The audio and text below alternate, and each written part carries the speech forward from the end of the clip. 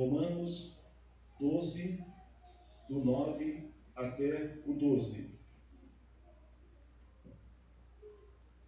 Graças a Deus. Obrigado pela sua palavra. Que o amor de vocês não seja fingido. Odeiem o mal, sigam o que é bom. Amem uns aos outros com o amor de irmãos em Cristo. E se esforcem para tratar uns aos outros com respeito. Trabalhem com entusiasmo e não sejam preguiçosos. Sirvam o Senhor com o coração cheio de fervor. Que a esperança que vocês têm os mantenha alegres. Aguentem com paciência os sofrimentos, orem sempre. Amém? Vamos orar? Em nome de Jesus Cristo, obrigado, Senhor, por todas as coisas boas que o Senhor tem permitido que nesta noite ofereçamos a Ti em Tua honra e em Teu louvor. Obrigado, Senhor, pela presença do Teu Espírito Santo, que nos direcione nesta noite, já tem falado com muitos de nós aqui. Senhor, eu quero Te pedir neste momento, humildemente, diante desta palavra que nós acabamos de ler, ajuda, inspiração do Teu Espírito Santo, para que eu possa falar, Senhor, à Tua igreja, e entregar toda a palavra que o Senhor tem colocado, tem ministrado ao meu coração. Senhor, e que nós possamos nos alimentar desta palavra, que nós possamos, Senhor, nos enriquecer com esta palavra, que nós possamos, Senhor, acessar os segredos de Cristo através desta palavra que será liberada para a Tua igreja, e que cada um de nós, Senhor, seja desperto, que cada um de nós seja renovado e transformado pelo Teu poder, para a glória de Jesus. Amém. Podemos assentar. Meus amados irmãos, esta semana eu estava aqui, se não me engano, foi na segunda-feira ou foi quarta-feira. Eu estava lendo a palavra do Senhor aqui e de repente eu me deparei com estes versículos que eu acabei de ler para vocês. E o Senhor falou muito forte ao meu coração através desta palavra. E eu pude identificar aqui 10 conselhos ou 10 recomendações que o apóstolo Paulo estava dando aos cristãos da igreja em Roma, e esta palavra ela também se aplica para nós. Paulo começa, a primeira recomendação que Paulo está dando para os irmãos, nestes versos que nós lemos, Paulo diz assim, que o amor de vocês não seja fingido. Numa outra versão diz que o amor de vocês seja sem hipocrisia.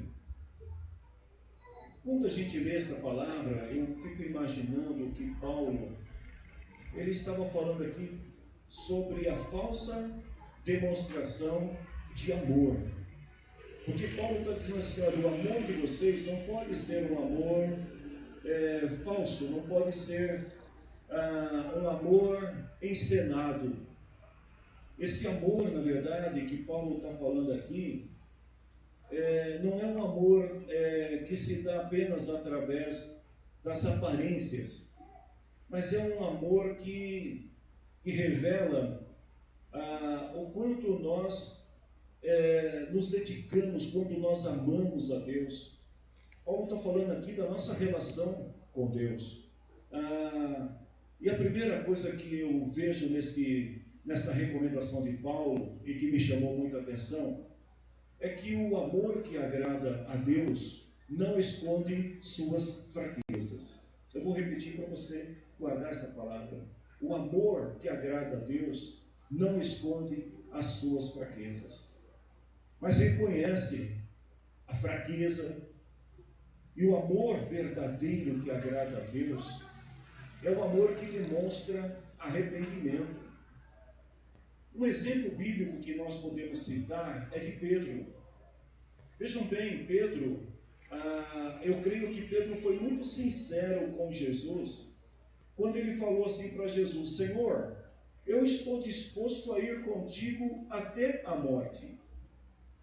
Eu acredito que Pedro, nesta declaração, ele não foi hipócrita, ele não foi falso, ele não foi demagogo. Pedro não disse isso simplesmente para agradar a Jesus. Prova disso é que depois Jesus, mais adiante, vai dizer que Pedro estava revelando o quê? O Espírito e não a carne. Então a declaração de Pedro é sincera diante de Jesus. O amor que ele tem por Jesus é sincero. Mas o que nós vamos ver adiante é que Pedro nega Jesus. E talvez você pense assim, como pode alguém dizer que ama Jesus e depois negar Jesus? Porque foi o que aconteceu com Pedro. E a Bíblia diz que Pedro fez isso porque diante de uma pressão sofrida no pátio por pessoas que estavam enfurecidas contra Jesus, Pedro teve medo. Porém, o mesmo Pedro que nega Jesus depois de ter declarado o amor a Jesus, é o Pedro que lá na frente vai ter um novo encontro com Jesus e ele mais uma vez vai reafirmar esse amor que ele tem por Jesus. Eu estava pensando numa outra ilustração que pudesse nos fazer entender melhor o significado do amor sem demagogia, do amor não fingido. E aí eu fiquei pensando, por exemplo, num casal de namorados. Sim, num casal de namorados. O rapaz, ele diz para a moça que ama ela.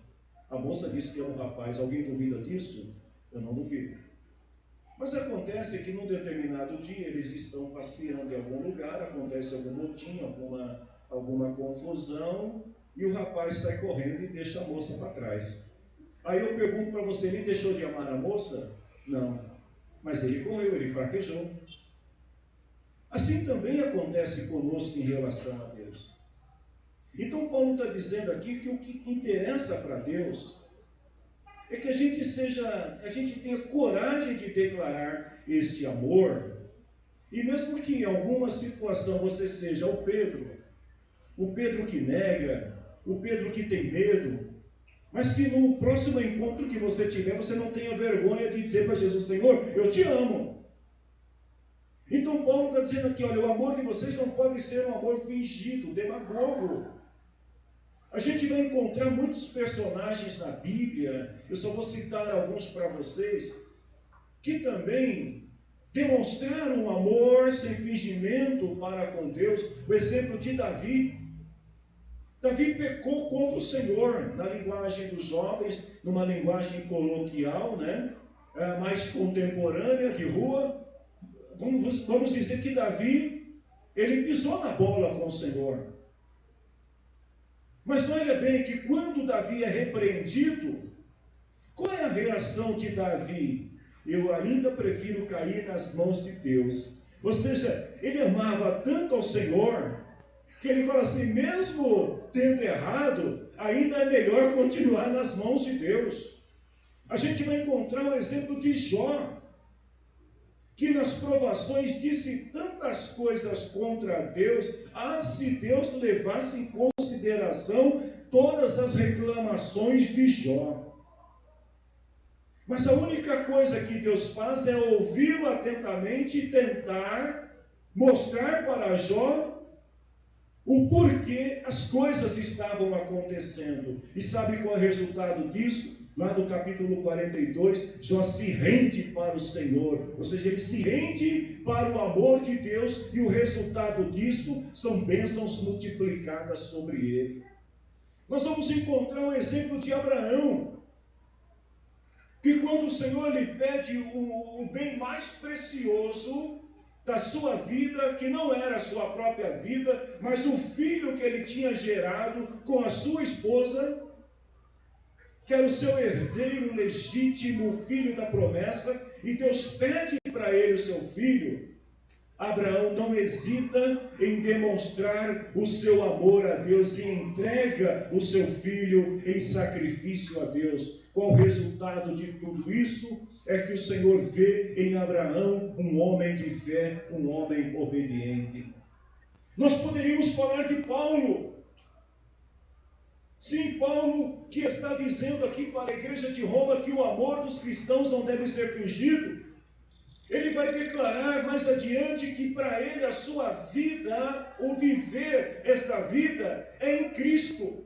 E morrer também é com Cristo, porque é lucro morrer com Cristo. Esse é o amor que Paulo tem por Cristo. Segunda coisa, segunda recomendação de Paulo, ele fala assim: odeiem o mal e sigam o que é bom. Noutra versão vai dizer assim: detestem o que é mal e se apegue àquilo que é bom. Vejam bem, odiar o mal não é o mesmo que odiar pessoas. Tanto que a palavra do Senhor, ela vai nos ensinar como que a gente deve agir, até mesmo em relação aos que fazem mal para nós. Agora, é certo também que existem situações em que o mal está tão inserido, tão intrínseco na vida de alguém, da pessoa, que é quase impossível dissociar a pessoa do mal. E mesmo assim, a palavra do Senhor diz: olha, não se apegue ao que é mal, não à pessoa, mas aquilo que é mal. Ou seja, Paulo está falando da nossa relação no que diz respeito às coisas más e às coisas boas. Qual é a nossa escolha? Quando você tem diante de você uma coisa má e uma coisa boa, qual das duas você escolhe? Eu vou te dar um exemplo bíblico. Pense comigo em alguém que algum tempo remoto te feriu, te magoou, te machucou ou fez qualquer coisa ruim contra você. O que você faria se tivesse o poder de ter esta pessoa nas tuas mãos? Qual seria a tua escolha? Você tem o poder para perdoar esta pessoa, ou você tem o poder para julgar e condenar esta pessoa? Olha só, a gente sabe que não é uma tarefa fácil. Talvez você esteja dizendo assim: pastor, é muito fácil, eu vou escolher perdoar a pessoa. Mas não é tão simples assim quando se trata de alguém que te feriu, de alguém que te magoou, de alguém que causou algum dano irreparável na tua vida. E a gente sabe que não é fácil porque a nossa natureza, ela é totalmente inclinada para o mal. Alguns exemplos bíblicos, Jesus disse lá em Mateus 7, 21 ao 23, ele falou que o nosso coração, esse coração que bate aqui, olha, incessantemente, ele diz: esse coração é mau, os nossos pensamentos são maus. É Jesus que está dizendo isso. Ele fala que a imoralidade, roubo, crimes de morte, avareza, maldade, mentira, imoralidade, inveja, calúnia, orgulho, falar e agir sem pensar nas consequências. Todas essas coisas residem aonde? Não é no outro, é em você. Está dentro de cada um de nós. Então por isso que Paulo está dizendo: vocês precisam odiar essas coisas a ponto de sufocá-las dentro de si. No versículo 21 do mesmo capítulo que nós lemos, Romanos 12, Paulo vai dizer assim: não deixe que o mal vença você. Não deixe que aquilo que está dentro de você, que é a sua natureza, venha vencer você, venha dominar você. Então eu te pergunto: o que você faria se tivesse esse poder na sua mão? Olha o que diz a palavra do Senhor em Provérbios 25, 21 a 22. Se o seu inimigo estiver com fome, faça o quê? Comida, irmão. Se ele estiver com sede, dá água para ele, porque assim você o fará queimar de remorso e de vergonha. Sabe o que Paulo está dizendo? Odeie aquilo que é mal, se apegue àquilo que é bom.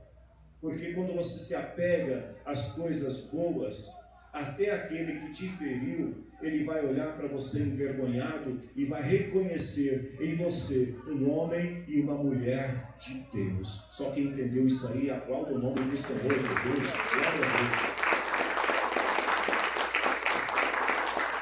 Ele vai continuar, porque novamente Paulo vai voltar à ênfase do amor. Só que agora, se antes Paulo fala do amor não fingindo aos olhos de Deus, Paulo agora vai falar do nosso relacionamento. E ele vai dizer assim: amem uns aos outros com amor que irmãos em Cristo, ou amar cordialmente, um amor fraternal. Ou seja, Paulo está dando ênfase aqui naquilo que deve, no sentimento que deve reger as nossas relações humanas, ou as nossas relações cristãs. Paulo está dizendo aqui que nós devemos tratar as pessoas, olhar para as pessoas, como se nós fôssemos uma grande família. Lá em 1 Timóteo capítulo 5, versículo 1 e 2, Paulo vai dizer isso mais explicitamente quando ele fala para Timóteo, que era pastor na igreja de Éfeso. Ele diz assim, por exemplo: Timóteo, você é jovem, não repreenda o homem mais velho. O que Paulo estava querendo dizer? Olha, o amor cordial, ou a cordialidade, a fraternidade que rege as nossas relações humanas, ensina que o jovem tem que respeitar o mais velho. Então, embora Timóteo fosse pastor da igreja, mas sendo jovem, Paulo fala assim para ele: não repreenda o homem mais velho, ou seja, não grite com ele, não trate ele com descaso, mas aconselhe ele como se fosse o teu pai. E aí eu te pergunto, como é que você se relaciona com o teu pai? Ou como deve ser o relacionamento de um filho com o pai? O filho não chega gritando. Isso não é padrão. Se alguém age dessa maneira, está totalmente fora do padrão, do modelo de Deus para a família, que exige a honra. Então Paulo diz assim: tratem os homens mais jovens, aqueles que estão da sua idade, como seus irmãos. Tratem aqueles que são mais novos ainda como filhos.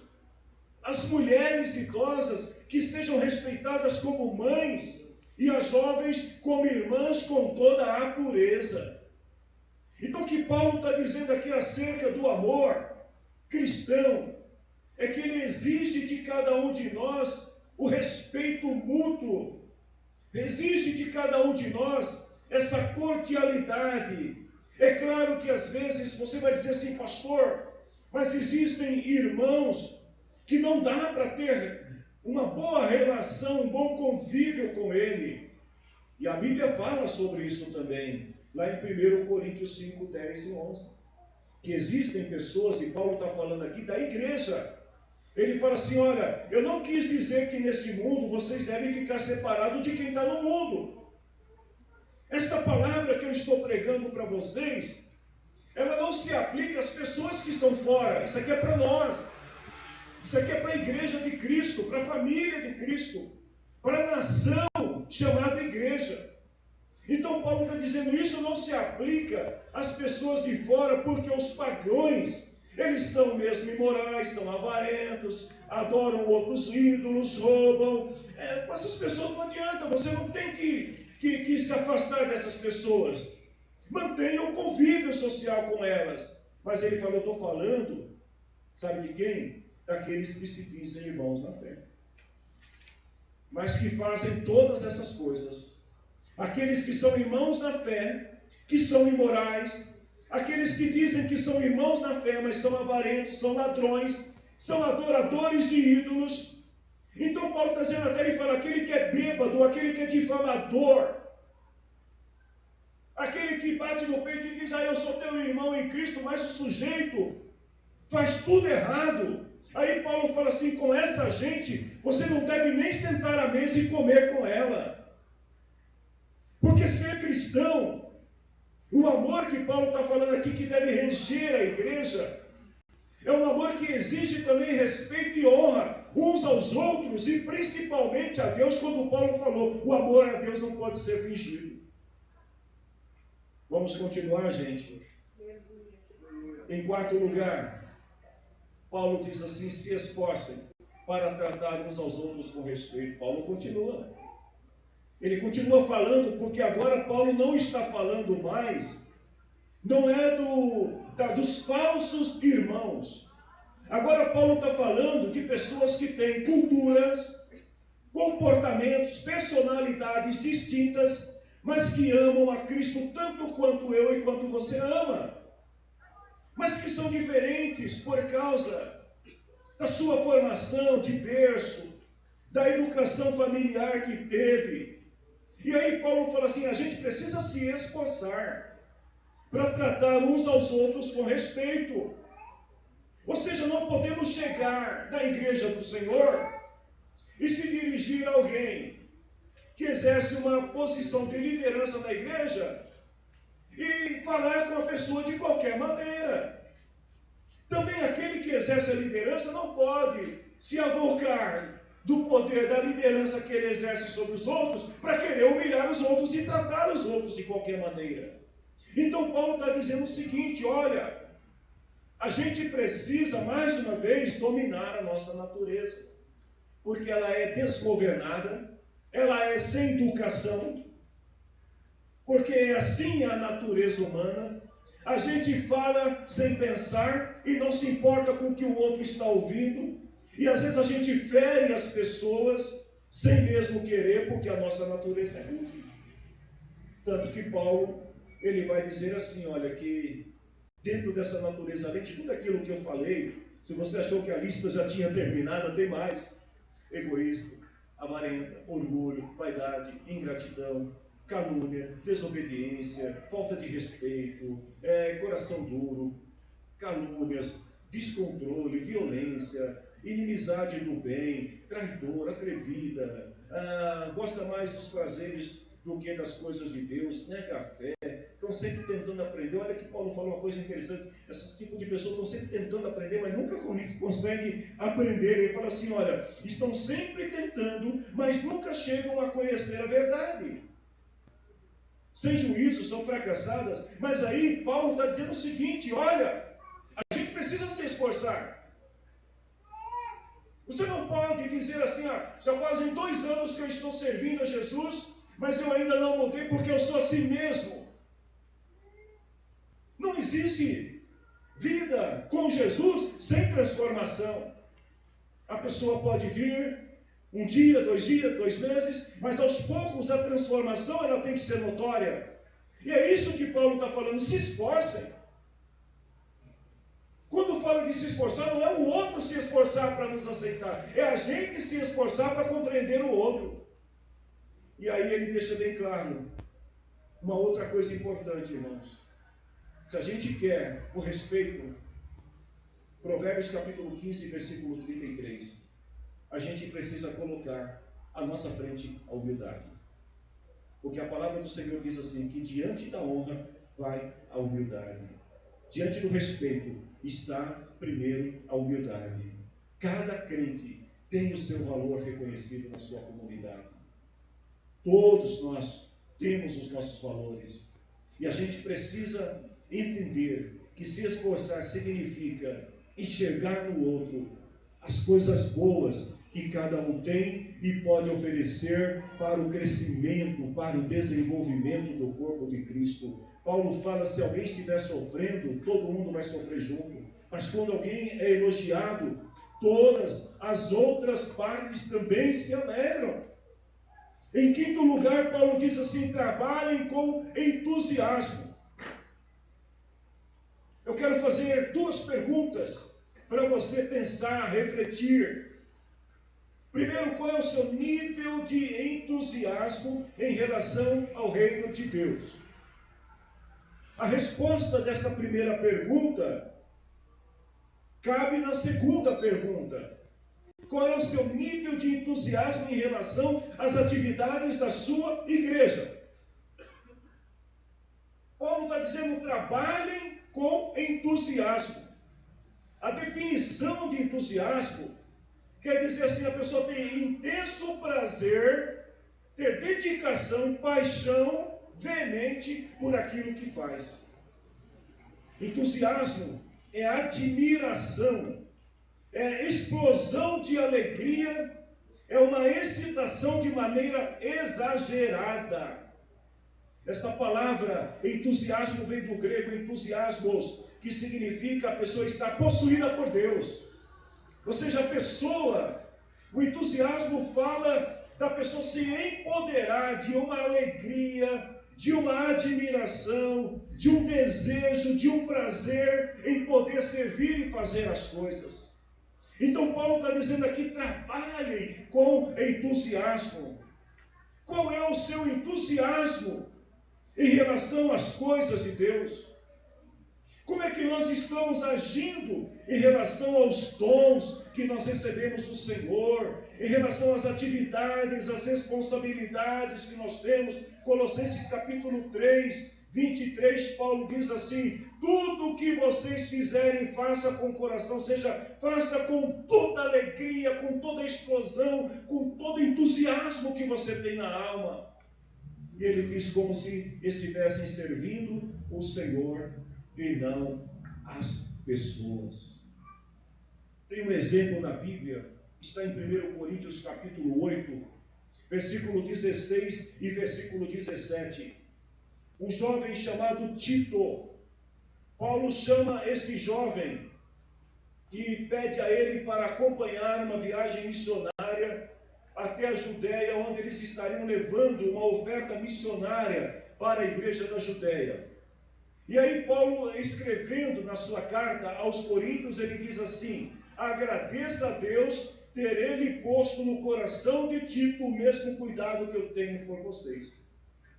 Então Paulo ele coloca, Paulo não pode ir nesta viagem, mas ele nomeia alguém que vai no seu lugar e ele diz assim: Tito tem o mesmo cuidado, ou seja, tem o mesmo carinho.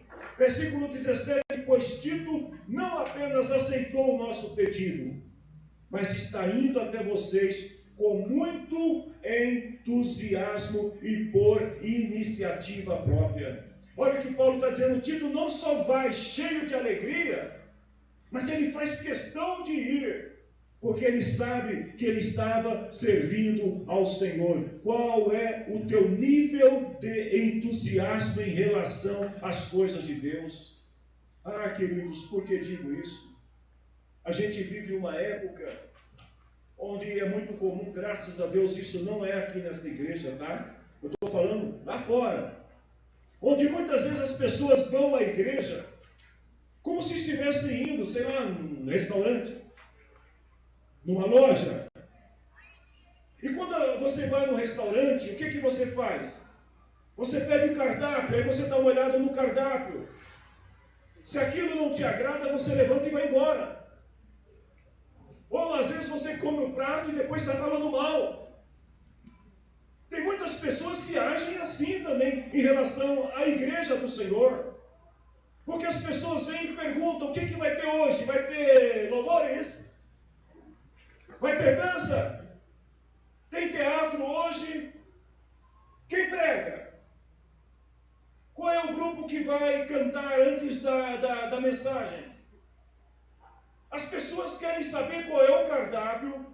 Vocês estão vindo à casa do Senhor, na verdade, com um propósito mais de pedir, de se entreter, ou às vezes até de se relacionar, de fazer negócios, do que oferecer a Deus o seu culto, a sua oferta de sacrifício em gratidão a Deus. Culto, quando a gente vem ao culto, a gente não vem para receber, a gente vem para dar. E na medida que a gente dá e entrega ao Senhor, aí Ele retribui.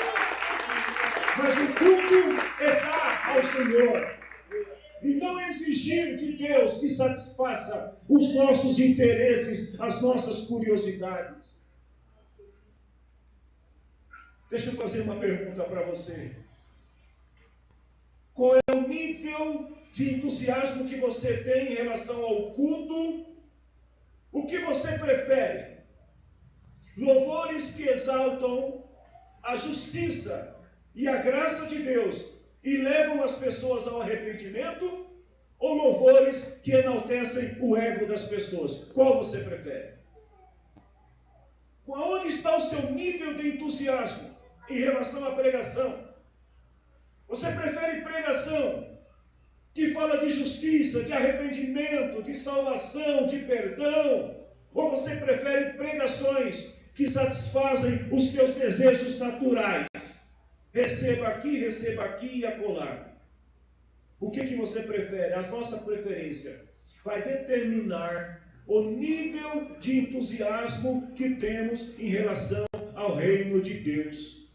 O nosso entusiasmo vai definir quem está ocupando o centro da nossa vida, o trono de nosso coração. Se o nosso entusiasmo, a equipe de louvor cantou um hino aqui, dizendo quão grande é o Senhor. Se quando a gente ouve essa canção, a gente diz assim, mas que hino chato, meu Deus, eu não gosto desse hino. Eu prefiro aquilo lá, né? Não, deixa quieto, pontinho, deixa para vocês pensarem. Não, eu prefiro aonde está o teu coração, porque isso vai definir se é Cristo que está dominando ou se é o nosso ego que está dominando. Paulo continua, e em sexto lugar ele fala assim, não sejam preguiçosos.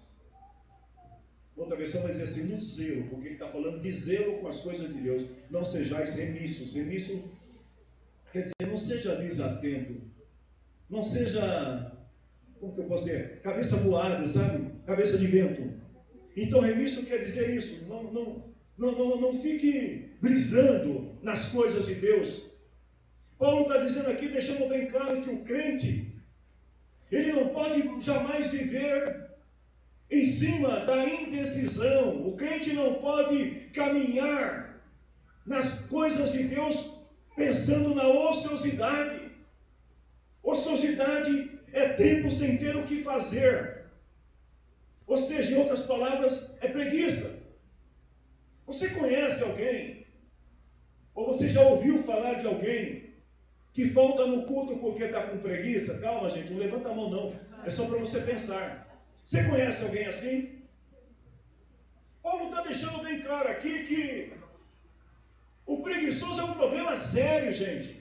Eu estou falando de igreja, isso pode se aplicar a outras áreas da vida, mas vou falar de nós aqui. Porque o preguiçoso, além dele não fazer nada, viver na ociosidade, ele atrapalha a vida de quem está fazendo alguma coisa. Quer ver? 2 Coríntios 3:11. Paulo diz assim, olha, eu estou afirmando isso porque eu ouvi dizer que existem irmãos ou pessoas que vivem como preguiçosos. Não fazem nada e se metem na vida dos outros. Porque o preguiçoso, ele tem tempo de sobra para ficar se intrometendo na vida alheia. Por isso que Deus só chama quem está ocupado. O negócio de Deus não é com preguiçoso.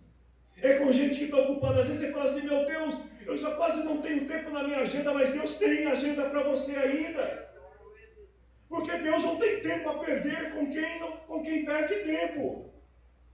O preguiçoso, ele é pessimista, ele é negativista, está sempre se justificando para não fazer nada. Provérbios 26, 13-16. Gente, a Bíblia fala tanto sobre preguiça, que se eu fosse apresentar todas as referências bíblicas aqui, ia dar um sermão só sobre preguiça. Mas eu vou ler só mais essa passagem para vocês. Porque a preguiça faz parte da natureza adâmica. O homem foi criado para ficar na brisa no jardim. Vejam bem, o preguiçoso, ele fica em casa e diz, se eu sair, o leão me pega. Está na Bíblia isso. Eu não posso sair porque o leão vai me pegar. O preguiçoso, ele vira de um lado para o outro na cama, e ele é como uma porta que gira nas dobradiças, mas de fato não sai do lugar, sabe? Abre e fecha, abre e fecha. Esse é o preguiçoso. Existe gente que tem preguiça até de pôr comida na própria boca, está na Bíblia. Preguiça para comer, gente. O preguiçoso acha que ele sozinho sabe mais do que 7 homens capazes de dar a resposta certa. E o duro que o bicho ainda acha que é inteligente.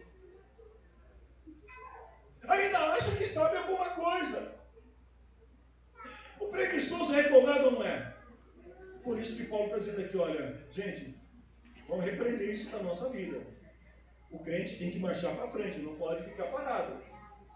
Em sétimo lugar, tenha o coração cheio de fervor. Essa palavra é muito boa. Paulo está dizendo assim, sirva o Senhor com o coração cheio de fervor. Gente, até parece que Paulo está sendo redundante nas suas recomendações, mas não é isso. Primeiro Paulo, ele fala lá atrás sobre o entusiasmo. Irmãos, vocês precisam trabalhar com entusiasmo. Mas agora ele está falando de algo mais íntimo ainda, mais profundo. Paulo está dizendo que não basta a gente trabalhar com entusiasmo. A gente precisa ter o coração tomado pelo fervor, pelo entusiasmo. Ou seja, o entusiasmo não tem que ser uma coisa apenas exterior, sabe? Vou fazer, é igual aquela criança que a mãe pede para fazer um serviço, aí a mãe fica parada assim do lado e fala, estou vendo. Aí pega a vassoura e começa a varrer. Aí a mãe pega e pensa que vai continuar e vira as costas e sai. Quando sai, o que a criança faz? Né? Então criança, né? Tem jovens também. Sabe o que ele faz? Pega, encosta a vassoura e senta e vai assistir Netflix. Ou vai para o Facebook, ou vai jogar game. Tem muita gente que age assim, entusiasmo quando tem alguém observando. Quando não tem ninguém vendo, o entusiasmo se acaba. Mas aí Paulo está falando, olha, vocês precisam servir com o coração cheio de fervor. Ou seja, você tem que fazer quando alguém te impulsiona, quando alguém cobra, quando alguém exige, quando alguém olha, mas você também precisa fazer com o coração. O teu coração precisa estar tomado. Ou seja, esse fervor, ele fala de um descontrole emocional, né? Aliás, está além do nosso fanatismo, do barulho que a gente vê muitas vezes nas reuniões de igreja. Jesus está aqui, aí está daquele barulho. Mas é um fervor que não atingiu a dimensão do espírito, da alma, é só da boca para fora. Nós precisamos ser possuídos e apaixonados por Jesus. Amém, igreja? Nós precisamos ser possuídos, empoderados da graça de Cristo, apaixonado, o fervor que nós necessitamos, é aquele fervor que vai acender as nossas emoções, onde o fraco vai dizer, eu sou forte, onde o triste vai dizer, estou alegre, onde o enfermo vai dizer, estou curado. É aquele fervor que sai de dentro da alma e que nos impulsiona a sair e anunciar o Evangelho de Jesus Cristo para as pessoas e dizer, eu achei um bom amigo, Jesus o Salvador. Tem uma definição de um escritor cristão, George Peters. Ele fala uma coisa muito importante sobre o fervor. Ele diz assim, Deus, a igreja e o mundo estão à procura de homens com o coração inflamado, coração cheio de amor de Deus.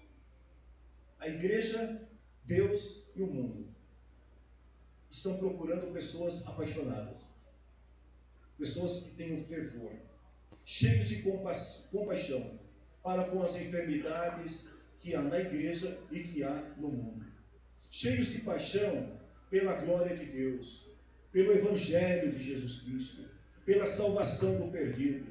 A resposta de Deus para um mundo indiferente e individualista, um mundo frio e desprezado, é o coração inflamado dos crentes, nos púlpitos, nos bancos das igrejas, nas escolas dominicais, nos ministérios locais, nas escolas bíblicas, nas universidades, nos seminários, nas empresas, na vizinhança. Nós precisamos de crentes fervorosos, cheios do Espírito de Deus, empoderados de Cristo, que tenham prazer de falar, e o mundo está exigindo isso. Deus está olhando para a igreja e dizendo para a igreja, como eu gostaria que vocês mergulhassem neste oceano e conhecessem a minha graça com maior profundidade. Mas nós continuamos na superfície. A gente continua achando que já somos fervorosos o suficiente. Mas, queridos, O fervor que Deus exige de cada um de nós é aquele fervor que nos leva à presença de Deus, como Isaías, que quando entrou no templo e ouviu a voz do Senhor, ele não pensa duas vezes, ele diz: Senhor, eu estou aqui, pode me enviar. É esse fervor que o Senhor quer. Tem um hino na harpa cristã, o hino 122. Eu ia cantar, mas eu não vou me aventurar e estragar esta palavra com a minha voz cantante. Eu prefiro falar. Esse hino diz assim: fogo divino, clamamos por ti. Vem lá do alto, vem e desce aqui. Ó, vem despertar-nos com teu fulgor, vem inflamar-nos com teu calor. O refrão desse hino diz assim: desce do alto, bendito fogo, desce poder celestial. Desce do alto, bendito fogo. Vem, chama pentecostal. E o autor continua na segunda estrofe e diz assim: desce Espírito Consolador. Desce, enche-nos de santo amor. Desce ao mundo, nos mostra Jesus, dá-nos o poder. Dá-nos vida, dá-nos graça e dá-nos luz. E por último ele diz assim: arde em minha alma, ó chama de amor, arde em meu peito e dá-me valor, consome todos os restos do mal. Desce já, ó fogo pentecostal. Eu pergunto nesta noite, quantos de nós aqui gostaria de receber esse fogo, esse fervor no coração? Louva o Senhor e glorifica Ele, porque o fogo está disponível. O fervor está disponível. Mas nós precisamos entrar na presença de Deus, como o autor desse hino que diz assim: desce do alto, bendito fogo, desce poder pentecostal. Em oitavo lugar, Paulo diz assim: que a vossa esperança os mantenha alegre. Qual é a esperança que produz alegria no crente? Porque Paulo está dizendo aqui que a nossa esperança deve nos manter alegre. Ou seja, o que torna o crente diferente das outras pessoas que estão no mundo é a nossa esperança. Que esperança é essa? Eu vou falar de 3 esperanças rapidinho. Primeiro, a esperança de que nós tomaremos parte na glória de Deus. Esta é a esperança da igreja. A esperança que Paulo escreve lá em Colossenses 1:27, que diz assim: Cristo está em vocês, o que lhes dá firme esperança que vocês tomarão parte na glória de Deus. Sabe por quê? O crente, ele não se abate diante das solicitudes da vida, dos problemas do dia a dia. Sabe por que o crente não se abate diante das adversidades? Porque Cristo está em você e Ele é a razão da tua esperança. Porque sabendo que Cristo está em você, que Cristo está em nós, nós sabemos que vamos tomar parte na glória de Deus. Segundo, a esperança na graça de Deus. Como assim na graça? No favor imerecido de Deus, nos livramentos, no fim da tribulação desta vida.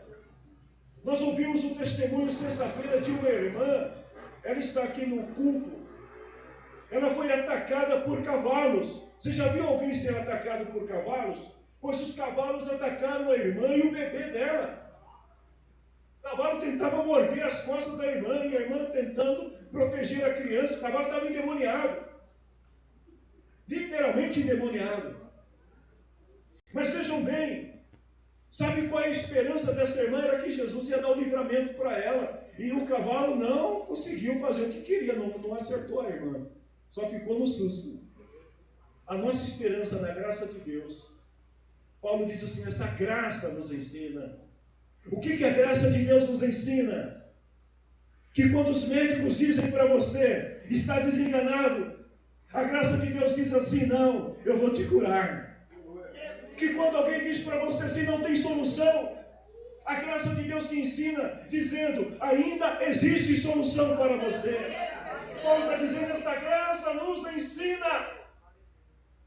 E é por ter esta graça que nós estamos esperando, Paulo diz, Estamos esperando o dia feliz, oh aleluia! Esse dia vai chegar para cada um de nós, o dia feliz, o dia da tua vitória, o dia da tua restauração, o dia da salvação da tua família, o dia em que teus problemas serão resolvidos e não haverá mais tribulação, para a glória do Senhor. Eu espero na graça de Deus. Eu espero. Quem está esperando na graça de Deus aqui? E a terceira esperança, sabe qual é? É a esperança que nós temos uma morada, uma casa celestial, feita por nada menos, por ninguém menos que o próprio Deus. Ele é o arquiteto, ele é o engenheiro, ele edificou a casa. Hebreus capítulo 11, versículo 10. O escritor aos Hebreus fala assim, que a nossa morada, ela foi arquitetada e foi edificada pelo próprio Deus. Você consegue imaginar isso? A nossa esperança é que quando você partir dessa vida, Deus está preparando uma morada celestial para você. Foi Ele mesmo que desenhou a sua casa. Ele fez exatamente do seu gosto, do jeitinho que você gosta. Pastor, eu nem sei como que eu gosto, Deus sabe. Ele preparou a melhor casa. E lá em João 14:3, Jesus falou assim, eu vou voltar e levarei comigo vocês, para que aonde eu estiver, vocês estejam também. Ah, querido, esta esperança só traz alegria. E Paulo está dizendo que esta esperança esteja viva na vida de vocês. Estou quase terminando, falta só 2. Em nono, Paulo diz, aguente com paciência o sofrimento. Tem alguém sofrendo aqui nessa noite? Tem alguém passando por algum sofrimento? Gente, sofrimento vem para todas as pessoas. Só que na vida do crente é um pouquinho mais complicado, tá? Por que mais complicado? Gente, também para quem vai morar no céu, você quer o quê? Você quer entrar de graça, assim, sem nenhum sofrimento, sem passar por nenhuma prova? O crente sofre os sofrimentos naturais que toda pessoa sofre. Mas além dos sofrimentos que são peculiares a qualquer ser humano, o crente sofre por causa do seu amor a Cristo. Porque ele enfrenta principados, potestades, ele enfrenta pessoas que odeiam o Evangelho, que não amam a Cristo. Ou seja, como ter paciência no sofrimento? Paulo diz assim, lá em Romanos 8:17 até o 18, nós somos filhos de Deus, receberemos com Cristo aquilo que Ele tem guardado para nós. O que sofremos durante a nossa vida não pode ser comparado com a glória que há de ser revelada. Então, paciência, meu irmão, paciência, minha irmã, porque os teus sofrimentos não se comparam com o que Deus tem preparado para você.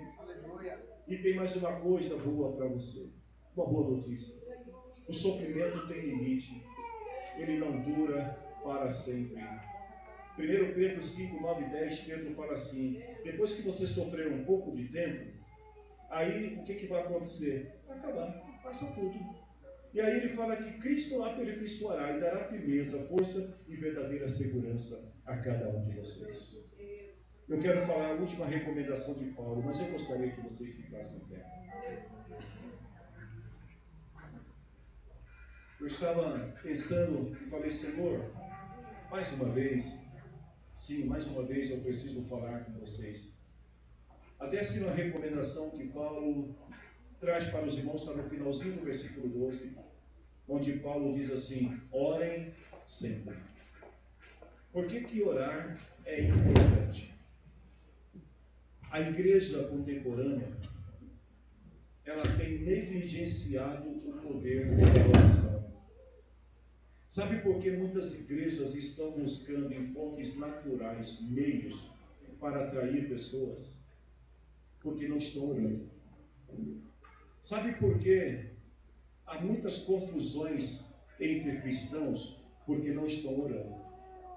Paulo diz assim: ore sempre. E ele vai apresentar, lá em Efésios 3, 16 até 19, algumas razões por que a gente deve orar. Eu vou dizer para você, guarde isso. Primeiro, quando você ora, você recebe poder para ser forte. Talvez você diga assim: eu estou fraquinho. O segredo para ser forte é orar. Segundo, Paulo diz assim, que quando você ora, Cristo vive no coração de você. Quando você está orando e está falando com Deus, Ele vem, Ele habita, Ele faz morada dentro de você. Ele fala, Ele intercede com o teu espírito. Terceiro, Paulo fala que quando a gente ora, a gente constrói raízes e alicerces no amor. Quando a gente ora, a gente descobre que é possível amar os nossos irmãos, que é possível amar as pessoas, não amar o mal que as pessoas praticam, mas amar a alma que está dentro daquele corpo. Quando nós oramos, Paulo diz, a gente compreende o amor de Cristo. Nós conseguimos entender o porquê Jesus nos ama. Quando nós oramos, nós conhecemos a Cristo. Quando nós oramos, nós conhecemos a Cristo. E por último, quando nós oramos, nós somos cheios de Deus. O crente que ora está sempre cheio de Deus. Jonathan Edwards viveu, se não me falha a memória, no século XVI. Era um pastor presbiteriano reformista. Em certa ocasião, ele falando sobre a necessidade da igreja orar pelos seus líderes. Escute isso. Orar pelo seu pastor, orar pelos líderes dos ministérios da sua igreja. Ele fala assim, se alguns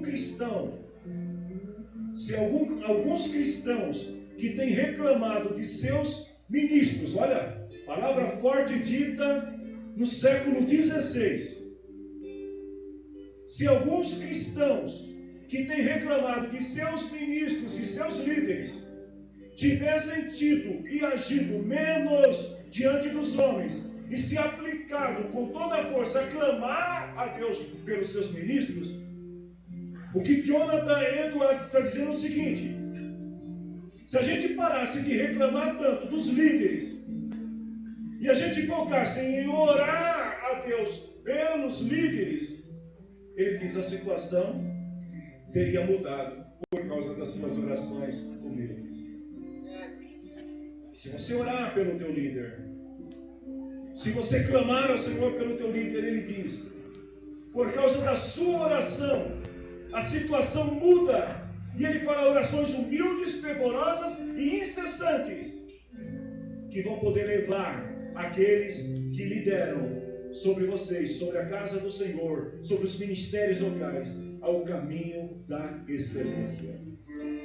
E para terminar, o crente que não persevera em oração pede poder espiritual. Eu diria que muitos às vezes estão fracos, estão enganados sobre a fé que dizem ter em Deus, porque não estão orando. Me diga, como pode alguém conhecer o outro se eles não se relacionam, não conversam, não se falam? As palavras de Spurgeon, eu não posso terminar essa mensagem sem citar essa palavra de Spurgeon, porque elas ainda é como se eles estivessem pregando hoje, neste dia, aqui neste altar.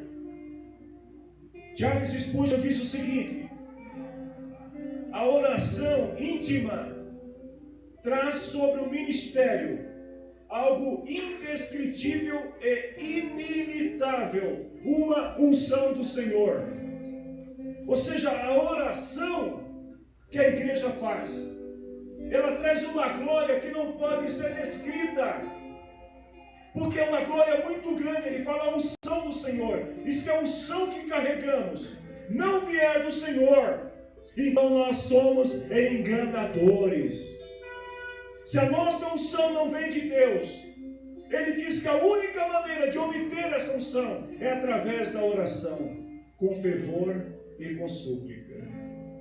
Se nós queremos o poder para ser de Cristo em todo lugar, nós precisamos orar. Eu espero que nesta noite esta palavra ela tenha de alguma maneira penetrado o teu coração, a tua alma, E que esta palavra possa nos levar, cada um de nós aqui, à reflexão sobre quem nós somos e como nós estamos diante de Deus. E mais ainda, que esta palavra ela possa trazer mais vida em nós, ela possa nos vivificar. E que a gente possa, como o autor do hino citado aqui nesta noite, a gente possa clamar e dizer: desce do alto, Espírito Santo, e vem sobre nós. Que esta glória possa invadir a vida de cada um de nós. Eu quero orar com você neste momento. Se você puder, feche os teus olhos. Enquanto o ministério de louvor está adorando ao Senhor, nós vamos estar também clamando ao Senhor. E vamos estar invocando esse fervor. Se você quer, ele pode vir sobre você nesta hora. E se você sentir no teu coração o desejo de abrir a tua boca e de glorificar ao Senhor, se você sentir no teu coração o desejo de falar em línguas estranhas, se você sentir o desejo de neste momento exaltar o Senhor na sua grandeza, esse é o melhor momento, é agora. A unção de Deus está descendo sobre esse lugar.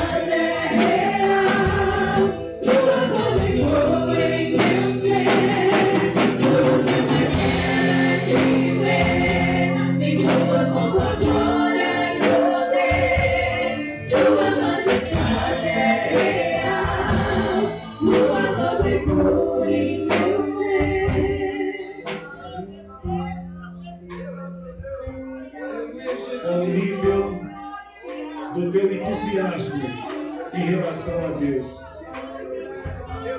Porque pressa de sair correndo do culto, sabe?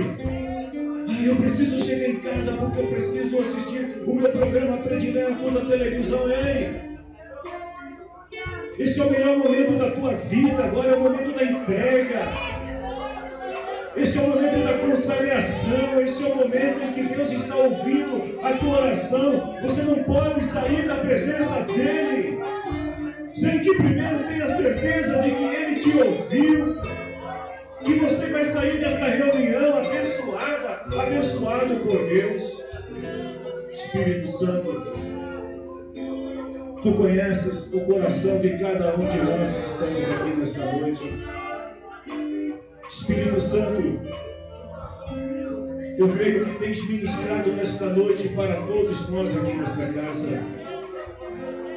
E nós desejamos ardentemente este poder que vem do Senhor sobre as nossas vidas, para nos dar o controle da nossa natureza, para nos ensinar a tratarmos cordialmente, respeitosamente e com amor os nossos irmãos, para nos ensinar a agirmos com sinceridade diante do Senhor.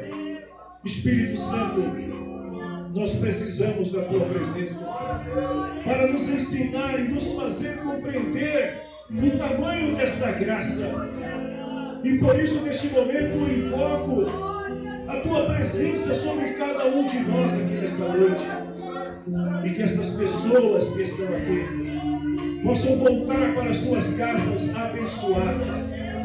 Que as pessoas que estão aqui possam voltar para suas casas cheias de esperança, com o coração cheio de alegria. Que essas pessoas possam voltar para suas casas sabendo que o Senhor está trabalhando em favor delas. Que o Senhor já tem decretado a vitória na vida do teu filho, da tua filha. Que o Senhor já tem preparado um tempo de bonança, de paz, de alegria.